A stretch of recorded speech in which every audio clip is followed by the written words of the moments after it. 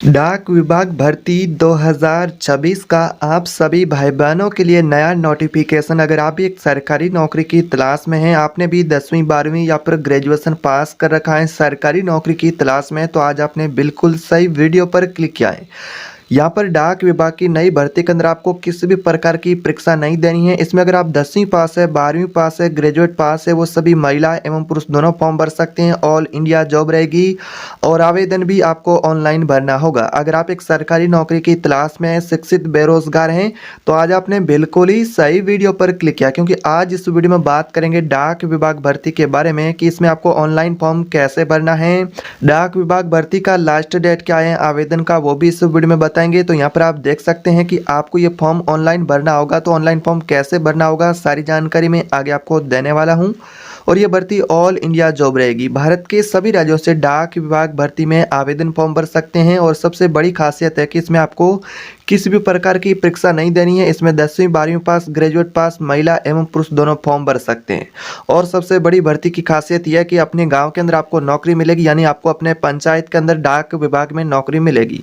पोस्टों की संख्या की बात करें तो पोस्ट यहाँ पर आपके कितने रहेंगे, तो 50,000 प्लस अनुमानित पोस्ट रहेंगे। बात करते हैं एज लिमिट की, तो 18 से 45 वर्ष के बीच में आपका एज रखा गया है।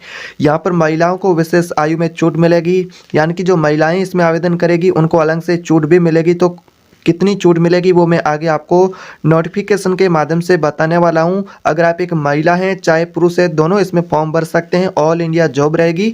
तो मैं सारी जानकारी इस भर्ती के आपको आधिकारिक नोटिफिकेशन से देता हूं। उससे पहले एक आपसे छोटी सी गुजारिश रहेगी, चैनल पर पहली बार है तो सब्सक्राइब कर दीजिएगा। तो चलिए सीधे भर्ती के आधिकारिक नोटिफिकेशन पर चलते हैं और सारी जानकारी आपको बताते हैं कि आवेदन फॉर्म ऑनलाइन आपको कैसे करना होगा। तो यहाँ पर आप डाक विभाग भर्ती 2026 का नोटिफिकेशन भी देख सकते हैं। 50,000 प्लस आप सभी के लिए अनुमानित पोस्ट रहेंगे। तो यहाँ पर आज की इस वीडियो में मैं आपको सारी जानकारी देने वाला हूँ कि कौन कौन से प्रकार के पोस्ट हैं, प्रत्येक पोस्ट की शैक्षणिक योग्यता, एज लिमिट अलग अलग रखी गई है तो क्या रखी गई है वो भी बताऊँगा। चयन प्रक्रिया कैसे होगी, परीक्षा या फिर मेरिट किन पोस्ट के लिए होगा, आवश्यक डॉक्यूमेंट क्या लगेंगे, ऑनलाइन आवेदन का स्टेप बाय स्टेप पूरा प्रोसेस इस वीडियो में आपको देखने को मिलेगा। आगे वीडियो ध्यान से आपको देखना है। तो यहाँ पर भाई और बहनों, सबसे पहले बात करते हैं कि डाक विभाग भर्ती के अंदर कौन कौन से प्रकार के पोस्ट रहेंगे। तो सबसे पहले पोस्टों के बारे में बात करते हैं। डाक सेवक का GDS का पोस्ट है, पोस्टमैन मेल गार्ड है, इसके अलावा मल्टीटास्किंग स्टाफ है, डाटा एंट्री ऑपरेटर है, पोस्ट ऑफिस सहायक, यानी कि 5 अलग अलग प्रकार के पोस्ट रहेंगे। इन सभी पोस्टों की अलग अलग सेक्शन की योग्यता, अलग अलग एज लिमिट भी रखी गई है। तो यहाँ पर सबसे पहले पोस्ट के बारे में बात करते हैं। ग्रामीण डाक सेवक GDS के बारे में, इसमें आपका क्वालिफिकेशन और एज लिमिट क्या रखा गया है। तो सेक्शन की योग्यता में बात करें तो 10वीं पास होना चाहिए। गणित और अंग्रेजी विषय में आपको कुछ अच्छा नॉलेज होना चाहिए। इसके अलावा कंप्यूटर के बारे में बेसिक जानकारी आपको होना आवश्यक है। और आपके एज लिमिट की बात करें तो 18 से 40 वर्ष के बीच में एज लिमिट रखा गया है। महिला एवं पुरुष दोनों इस भर्ती के अंदर फॉर्म भर सकते हैं।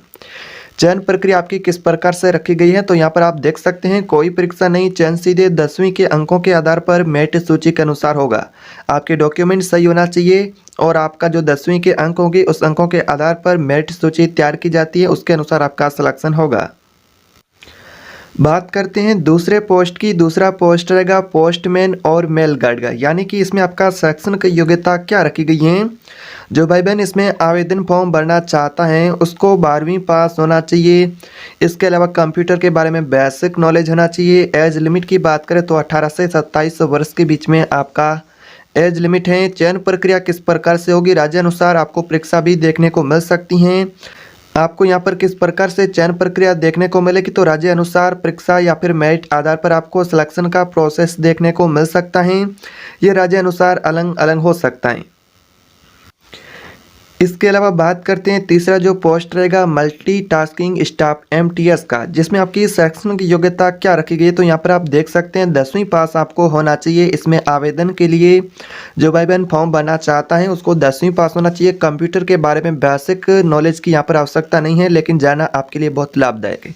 अगर आपके पास कोई कंप्यूटर की बेसिक स्किल नहीं है तो भी चलेगा, अगर आपके पास है तो ऑलरेडी आपको कहे तो लाभदायक है। इसके अलावा कहे तो एज लिमिट की, तो एज लिमिट 18 से 25 वर्ष के बीच में रखी गई है। चयन प्रक्रिया किस प्रकार से होगी, राज्य के नियम अनुसार, कहीं मेरिट अनुसार, कहीं डॉक्यूमेंट वेरिफिकेशन और कहीं राज्यों में परीक्षा भी हो सकती है। इसके अलावा अगला जो पोस्ट रहेगा, जो पोस्ट ऑफिस सहायक का, जो यहाँ पर आपके लिए चौथा पोस्ट रहेगा। अगर आप इस पोस्ट के लिए आवेदन करना चाहते हैं तो आपको यहाँ पर ग्रेजुएट पास होना चाहिए, यानी कि ग्रेजुएट किसी भी विषय में आपका कंप्लीट होना चाहिए। इसके अलावा कंप्यूटर के बारे में बेसिक नॉलेज आपको होना चाहिए, जैसा कि MS वर्ड, एक्सेल की बेसिक जानकारी आपको होनी चाहिए। तो यहाँ पर आपका एज लिमिट क्या रखा गया है, 18 से 27 वर्ष के बीच में आपका एज लिमिट रहेगा। बाकी चयन प्रक्रिया आधिकारिक नोटिफिकेशन के अनुसार तय होगी। इसके अलावा बात करते हैं 5वां पोस्ट रहेगा डाटा एंट्री ऑपरेटर का, जिसमें बात करें तो आपकी शैक्षणिक की योग्यता 12वीं पास रखी गई है। ग्रेजुएट पास भी आवेदन फॉर्म भर सकते हैं। इसमें भी कंप्यूटर सर्टिफिकेट अनिवार्य है। टाइपिंग स्पीड अच्छी खासी होनी चाहिए, यानी कि टाइपिंग की सामान्य गति यहाँ पर आवश्यक है, यानी कि आपको टाइपिंग करनी अच्छी आनी चाहिए। एज लिमिट में बात करें तो 18 से 40 वर्ष के बीच में आपका एज लिमिट रखा गया है। कुछ राज्यों में मेरिट और परीक्षा के आधार पर भी आपका सिलेक्शन हो सकता है। बात करते हैं एज लिमिट में किसे और कितनी छूट मिलेगी। जैसा कि अगर आप SC ST कैटेगरी से हैं तो आपको 5 वर्ष तक छूट मिल सकती हैं। अगर आप OBC कैटेगरी से हैं तो 3 वर्ष तक की छूट मिल सकती है। अगर आप एक महिला उम्मीदवार हैं तो सरकार के नियम अनुसार आपको छूट मिलेगी। तो इस प्रकार से आपको अलग अलग प्रकार से कहे तो अलग अलग राज्यों में छूट लिमिट का भी अलग अलग प्रक्रिया देखने को मिल सकता है। अब यहाँ पर बात करते हैं कि आपको जो डाक विभाग में जो नौकरी मिलेगी, पोस्टिंग आपको कहाँ मिलेगी, यानी कि आपकी पोस्टिंग कहाँ हो सकती है।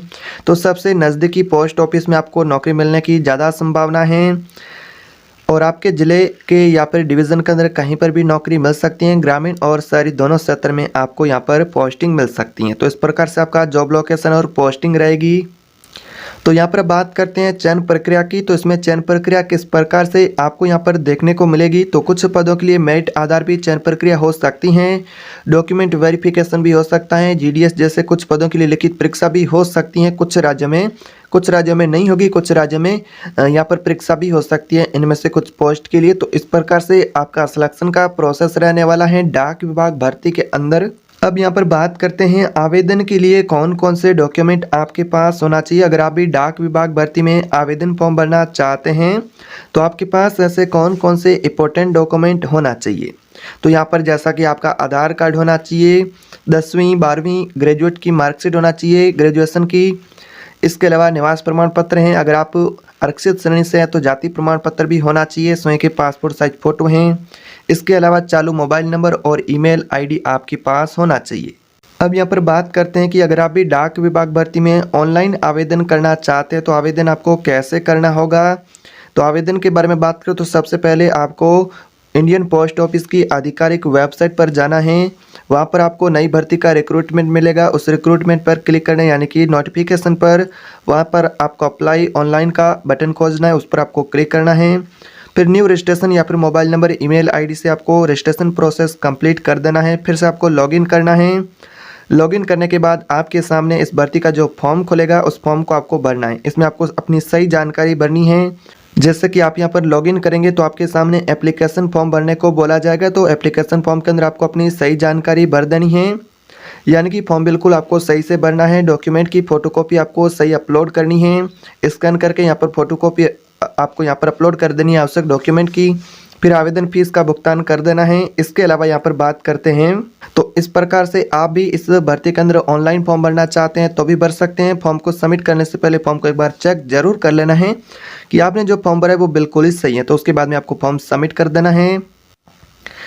तो आप सभी के लिए कुछ इस प्रकार से डाक विभाग भर्ती का नोटिफिकेशन से जुड़ी जानकारी थी। पदों की संख्या, योग्यता, आयु अनुमानित है, पिछले पैटर्न के आधार पर है। अंतिम और सही सटीक जानकारी के लिए आवेदन करने से पहले इंडियन पोस्ट ऑफिस की आधिकारिक वेबसाइट पर जारी होने वाले नोटिफिकेशन को ही अंतिम माने। अगर आपको ये वीडियो जानकारीपूर्ण लगा है तो वीडियो को लाइक करें, चैनल को सब्सक्राइब करें, हमारे चैनल से जुड़ जाएगा। यहाँ पर आपको गवर्नमेंट सरकार की वैकेंसी से जुड़ी भर्तियों से जुड़ी अपडेट होगी वो मिलती रहेगी। और वीडियो ज़्यादा से ज़्यादा शेयर करें। मिलते हैं एक और नई सरकारी भर्ती की अपडेट के साथ, तब तक के लिए जय हिंद।